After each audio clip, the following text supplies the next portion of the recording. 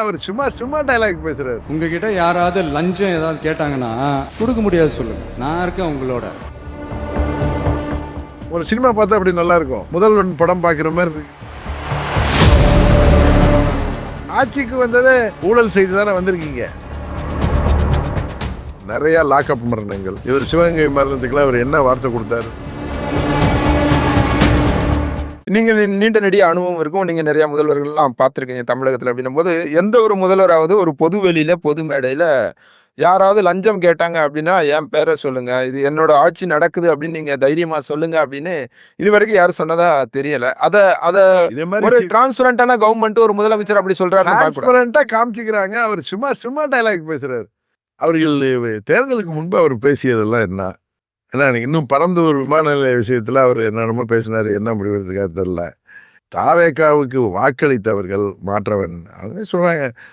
ஒன்றும் அது என்னது அப்ரூவலுக்கு இங்கே டிடிசிபியா அதில் இதிலெல்லாம் அந்த போர்டுலலாம் வந்து எல்லாம் கொடுக்க வேண்டியது கொடுத்தா தான் ஃபைல் வருதுங்கிறேன். இல்லை. இப்போ நமக்கு யாருக்கு போகுதுன்னு தெரில. அதெல்லாம் டோட்டலாக கண்ட்ரோல் பண்ணாமல் இவங்க மேரேஜ்னா 1000 பேசிட்டு போயிடலாம் சார். சினிமாவில் 3 மணி சினிமாவுக்கு ஆட்சி அமைத்து ஒரு 70-75 நாட்கள் தானே ஆகுது. கொடுக்கலாம்.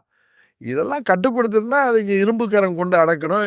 போதை மருந்து இல்ல, இந்த நடவடிக்கையே நல்லதா பாசிட்டிவா பார்க்கல. இப்ப 70 நாட்கள்ல இல்ல சார், அறிவிப்பு வந்து நல்லா இருக்கு, கேட்க நல்லா இருக்கு. ரெஜிஸ்ட்ரேஷன் ஆபீஸ்ல கவர்மெண்ட் ஆபீஸ்ல எல்லாம் டிவிஎஸ்சி ரைடு நடக்குது, பணியிடை நீக்கம் பண்றாங்க.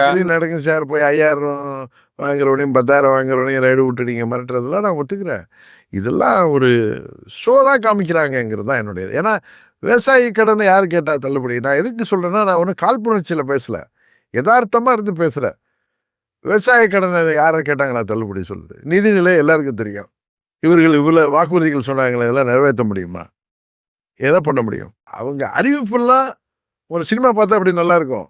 முதல்வன் படம் பார்க்குற மாதிரி இருக்குது. முதல்வன் படத்தில் அர்ஜுன் வர்ற படம் மாதிரி இருக்குது. சங்கர் படம் பார்க்குற மாதிரி தான் இருக்கே தவிர ரியாலிட்டிக்கு அது எப்படி சாத்தியமாகுன்னு பார்க்கணும். ஏன்னா இன்னைக்கு நிறையா லாக்அப் மரணங்கள். இவர் சிவகங்கை மரணத்துக்குலாம் அவர் என்ன வார்த்தை கொடுத்தாரு? ஒரு ஆட்சி சரியில்லைன்னு சொன்னார். இப்போ இவர் ஆட்சி நாகர்கோயிலில் ஒரு மாற்றுத்திறனாளி கரெக்டாக. அதுமாரி 3 லாக்அப் மரணங்கள் போலீஸ் விசாரணை மரணம் இருக்குது. அதுமாரி இன்னும் அந்த போதை மருந்து புழக்கம் நிறுத்தப்படும். ஏன்னா போலீஸுக்கு தெரியும் எது எங்கெங்கேருந்து வருதுன்னு. அந்த காவல்துறை வைத்திருக்க முதல்வர் அதெல்லாம் கேட்ட இவருக்கு யாரும் பயப்படுவதாக தெரியவில்லை. இவர் டயலாக அந்த அவருடைய அந்த ஆச்சரியக்குறிகள் அதை வந்து ரீல்ஸ் கண்டென்ட் தான் கொடுக்குறாரு. எனக்கு தெரிந்து எதுவுமே இந்த ஆட்சியில் நின்றதாக தெரியவில்லை. அதுதான் நான் சொல்கிறேன். அறிவிப்புலாம் நல்லா இருக்கு. உண்மையிலேயே லஞ்சத்தெல்லாம் ஒழிச்சிங்கன்னா நல்லா இருக்கும். ஆனால் நீங்கள் ஒழிக்கக்கூடிய ஆளா அப்படிங்கிறது தான். ஏன்னா நீங்கள் ஆட்சிக்கு வந்ததே ஊழல் செய்து தானே வந்திருக்கீங்க. நீங்கள் எப்படி நீங்கள் லஞ்சத்தை ஒழிப்பீங்கன்னு சொல்கிறது எனக்கு காமெடியாக தான் தெரியுது. இப்போ அந்த மேகதாது விவகாரத்தில் சிவகுமார் கர்நாடக முதலமைச்சரை போய் நம்ம முதலமைச்சர் பார்க்கறது அப்படின்றது சரியான முடிவு தானே? ஏன்னா இப்போ பாமக தலைவர் வந்து அன்புமணி ராமதாஸ் அதை சரி கிடையாது, 2 பேர் பிரச்சனையாக அது முடிஞ்சு போயிடும் அப்படின்னு அவர் ஒரு விமர்சனத்தை வைக்கிறாரு. உண்மையிலேயே அது வந்து ஒரு தவறான ஒரு எண்ணத்தை தான் உருவாக்கும். ஏன்னா அது கட்டுறது ஏதோ சரியா அது கட்ட வேண்டான்னு கேட்குற மாதிரி. இவர் பேச வேண்டியது திருமதி சோனியா காந்தி அம்மையார்கிட்டே ராகுல் காந்திகிட்டே சொல்லி, காங்கிரஸ் கட்சி டெல்லியில் சொல்லி, அவர்களை விட்டு அது தவறு, நீங்கள் வந்து தமிழ்நாட்டுக்கு சட்டப்படி அவர் உரிமைகளை இடைஞ்சல் செய்யாமல் அந்த அணை கட்டுறதெல்லாம் நிறுத்துங்க. இங்கே ஒருத்தர் குரல் கொடுத்தாரு, புதுசாக வந்திருக்க தலைவர், நாங்கள் ஒரு செங்கல்ல கூட வைக்க விட மாட்டோம். இது பெரிய உள்டாவாக இருக்குது இது. ஆனால் அங்கே போய் விவசாய பிரதிநிதிகளை அங்கே போய் சந்தித்து அங்கே போய் விசிட் பண்ணி நீங்கள் எம்ஜிஆர் வழியில தான் இதை செய்யறாரு. இதற்கு முன்பாக எம்ஜிஆர் இதே மாதிரி அப்ப இருந்த குண்டுராவ் நினைக்கிறேன் அவரை சந்திச்சு பேசினாருன்னு. சினிமாலேருந்து வரவங்களாம் எம்ஜிஆர் ஆகிட முடியாது சார். நீங்கள் இல்லை, இதே ஸ்ட்ராட்டஜி தானே அப்போ எம்ஜிஆர் பண்ணி. ராமகிருஷ்ண ஹெக்டே குடி தண்ணீருக்காக பேசியிருக்காரு. தண்ணீர் இது வந்து அது ரொம்ப சீரியஸ் இஷ்யூவாக போயிட்டு அவர் டிகே சிவகுமார் துணை முதலமைச்சர் அந்த காலத்தில் நான் கட்டுவேன்னு சொல்லிட்டு இருக்காரு. அவர்கிட்ட போய் பேசி என்ன தவிர சாதிக்க முடியும் எனக்கு தெரியல. நான் வந்து அதை அவர் சந்திக்கக்கூடாது என்று சொல்லி இது சந்திக்கிறது தவறான ஒரு கண்ணோட்டத்தை தான் உருவாக்கும். அவர்கள் செய்வது சரி போல நீங்கள் வேணான்னு போய் அவர்களிடம் போய் நம்ம மன்றாடுவது போல தான் இருக்கும். அதனால் gone meet Mister Rajiv Gandhi, ராகுல் காந்தி அண்ட் மிஸ்ஸஸ் சோனியா காந்தி. அவங்க மூலமாக அழுத்தம் கொடுக்கலாம். இம்ப்ளிமெண்ட் இதுன்னு சொல்கிறேன். தமிழ்நாட்டு உரிமைகளை அவர்கள் முன்ன சொல்லி பண்ண சொல்லுவாங்க. கூட்டணியில் 2 பேர் அமைச்சராக இருக்காங்களா, என்ன பண்ணிட்டு இருக்காங்க? மாணிக் தாக்கூர் இங்கே தாண்டி குதிச்சிட்டு இருக்காரு. கல்ல கூட இன்னொன்று சொல்கிறேன், இது சரியான நம்ம எதுக்கு பேசிக்கிட்டு அரசியல்வாதிகள் பேச வேணாம். நாங்கள் பேசினா அரசியல்மீங்க, விஜய் மேலே எங்களுக்கு பொறாமைமீங்க. விவசாய சங்க பிரதிநிதிகள், விவசாய சங்கங்கள் கூட்டமைப்பு தலைவர்கள் இருக்காங்க. விவசாயிகள்கிட்ட கேளுங்க, அவர்கள் சொல்கிறத கேட்டுட்டு செயல்படட்டுமே. எதற்கு நாங்கள் சொல்கிறத கேட்கணும்னு அவசியம் இல்லை. அம்மா ஆட்சியை கொண்டு வரக்காகத்தான் அமமுக உருவாக்கப்பட்டது அப்படின்னு சொன்னீங்க. இப்போ என்ன நிலைமையில இருக்கு? உங்களோட அடுத்த கட்ட திட்டம், எதிர்காலம் என்ன? அம்மாவுடைய கட்சியை மீட்டெடுக்கணும், அம்மாவுடைய ஆட்சி கொண்டு வரணுங்கிறது தான். அது காலப்போக்கில் நாங்கள் அம்மாவுடைய திருவுருவத்தை கொடியில் வச்சுருக்கோம், அம்மாவுடைய பேரில் கட்சி ஆரம்பிச்சிருக்கோம்.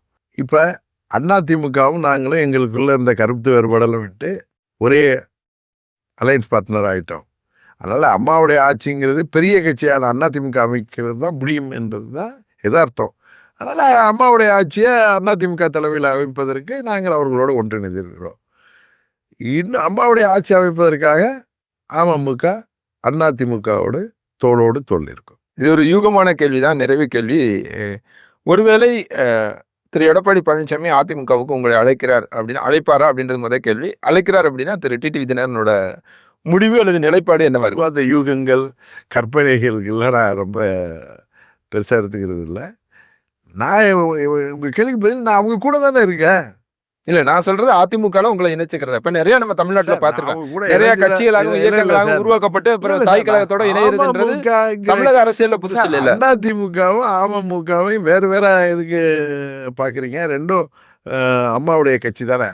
அங்க அண்ணாவுடைய படம் இருக்கு, இங்க அம்மாவுடைய படம் இருக்கு. எல்லாரும் அங்க இல்ல. இப்ப நீங்க அதிமுகல 99% அம்மாவுடைய. இல்ல, இப்ப நீங்க அதிமுகல இருந்திருந்தீங்கன்னா இந்த மாதிரி கோரிக்கை விட வேண்டிய தேவையில்லை. நீங்க அங்கேயே அவங்கள பேசி சமாதானம் பண்ணி உள்ள சேர்த்திருக்கலாம் இல்லையா? அவங்க எல்லாம் என்னை விட்டு பிரிந்து 9 ஆண்டுகள் ஆகுது. இவங்கெல்லாம் சேர்ந்து தானே என்னை வெளியேற்றினார்கள். அதனால நான் கோரிக்கை வைக்கிறேன். ஏன்னா சில பேர்ட்ட தொலைபேசியிலே பேசியிருக்கேன். அவங்கள்ட்ட நீங்கள் கேட்கறதுனால அந்த பேட்டி அவங்க பார்ப்பாங்க. நீங்கள் எல்லாம் திரும்பி அன்னைக்கு மதுரையிலே அதான் சொன்னேன், உங்கள் மேலெல்லாம் நீங்கள் ஏதோ தெரியாமல் செய்து விட்டீர்கள், அதனால் திரும்ப வாங்க, நீங்கள் வருவது உறுதியாக சொல்லுங்கள், நான் திரு இபிஎஸ் அவரோட பேச தயாராக இருக்கேன்னு சொல்கிறேன்.